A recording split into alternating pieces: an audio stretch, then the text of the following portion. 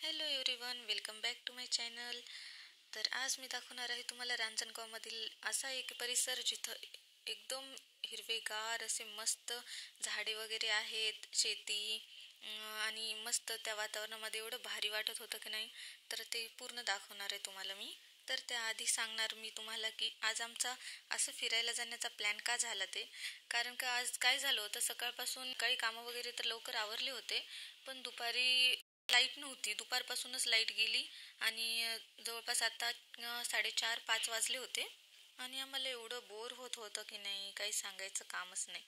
दुपारपासून लाईट नव्हती म्हणून एकतर मोबाईलला चार्जिंग पण नव्हती, त्यामुळं एवढं बोर होत होतं. मी माझ्या 2-3 फ्रेंड्स जे रूम शेजारीच राहतात ते पण आल्या होत्या. मग मस्त आम्ही गप्पा मारत बसलो होतो. पण किती वेळ गप्पा मारणार, मोबाईलमध्ये थोडंसं बघत बघत गप्पा मारले तर थोडंसं वेगळंच असते ना, कितीही केलं तर.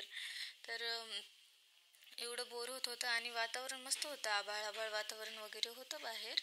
मग आमचा विचार ठरला की असंच बॅक साईडला जिथं आमची रूम आहे त्याच्या बॅक साईडला वगैरे असं हिरवगार परिसर वगैरे दिसत होता आम्हाला. पण आम्ही कधी गेलो नव्हतो तिकडे फिरायला. मग म्हणलं चला जाऊन येऊया फिरून, कसं आहे काय नाही बघता येईल. तर आम्ही असं सहज निघालो सर्वजण. जास्त जण दिसत पण नव्हते, रस्त्याला पण जास्त दिसत नव्हते आणि कोणी शेतामध्ये पण खूप जास्त जण कोणी नव्हते. मग त्यामुळं तर आम्हाला व्हिडिओ वगैरे करायला पण एकदम सोपं वाटलं, कारण का जास्त कुणी दिसलेच नाही तिथं. हे बघता बेगा पेरूचं झाड, पेरू बघून तर खाऊ वाटत होते, पण ते झाड खूप उंच होतं त्यामुळं आमच्या हाताला पण येत नव्हते.